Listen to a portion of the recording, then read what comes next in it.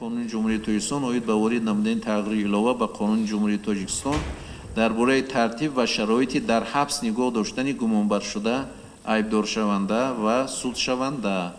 Сухан аз рӯи ин масъала ба муовини якуми прокурори генералии ҷумҳурии тоҷикистон муҳтарам Назарзода Ҳотам нарзулло дода мешавад. Марҳамат. дар қонунгузории амалкунандаи ҷумҳурии тоҷикистон муҳлати ниҳоӣ дар таъқибгоҳҳои нигаҳдории муваққатӣ нигаҳ доштани шаҳрвандон пешбинӣ нашудааст. ин ҳолат боиси он мегардад ки баъди аз тарафи суд татбиқ шудани чораи пешгирӣ дар намуди ба ҳабс гирифтани дастгиршудагон сари вақт ба тавқиғоҳои тавсишотӣ интиқол дода нашуда муҳлати дароз дар тавқиғоҳҳои нигаҳдории муваққатӣ нигоҳ дошта мешаванд. азбаски тавқиғоҳҳои нигаҳдории муваққатӣ дар тобеияти мақомоти таъқиби ҷиноятӣ қарор доранд, ин ҳолатҳо боиси пайдо шудани овозаҳо дар бораи мавриди азобу шиканҷа қарор додани дастгиршудагон мегардад. қобили қайд аст ки дар қисми дуюми моддаи 416 кодекси мурофиаи ҷиноятии ҷумҳурии тоҷикистон дар таҳлили соли 1961 дақиқ муқаррар шуда буд ки шахсони таҳти ҳабс қарор дошта дар ҷойҳои нигаҳдории дастгиршудагон аз 3 шабонарӯз зиёд нигоҳ дошта намешаванд. лоиҳаи қонуни ҷумҳурии тоҷикистон дар бораи ворид намудани тағйири иловаҳо ба қонуни ҷумҳурии тоҷикистон дар бораи тартиб ва шароити дар ҳабс нигоҳ доштани гумонбаршуда, айбдоршаванда ва судшаванда ба иҷрои ҳамаи тавсияҳо равона шудааст.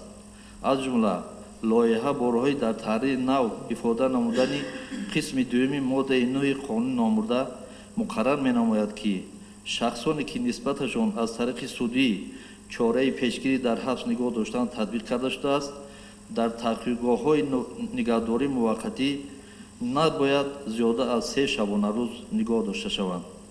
лоиҳа ҳамзамон бо роҳи ворид намудани моддаи 9(1) ба қонуни мазкур ҳангоми ба тавқиғоҳҳои нигаҳдории муваққатӣ ҷойгир кунандани гумонбаршуда, айбдоршаванда ва судшаванда ба қайд гирифтани тамоми он маълумотҳоеро ки дар тавсияҳои номбурда пешбинӣ шудаанд муқаррар менамояд.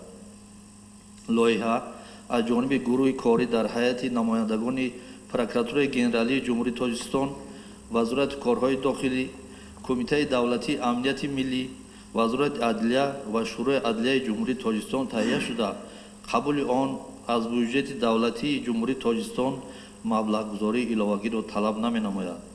бо назардошти ин нуқтаҳо аз шумо эҳтиромона хоҳиш менамоям ки лоиҳаи қонуни ҷумҳурии тоҷикистон дар бораи ворид намудани тағйири иловаҳо ба қонуни ҷумҳурии тоҷикистон дар бораи тартиб ва шароити дар ҳабс нигоҳ доштани гумонбаршуда, айбдоршаванда ва судшаванда дастгирӣ ва қабул карда шавад. аз таваҷҷӯҳатон сипосгузорам. саломат бошед шумо. Марҳамат, гузашта шинид, саволҳо шаванд агар ҷавоб мегӯем. тартиб ва шароити дар ҳабс нигоҳ доштани гумонбаршуда, айбдоршаванда ва судшавандаро ба овоз мемонам ва аз шумо эҳтиромона хоҳиш мекунам мавқеи худро оиди ин лоиҳаи қонун муайян намоед. марҳамат. ташаккур. қарори маҷлиси намояндагон низ ба тасвиб расид.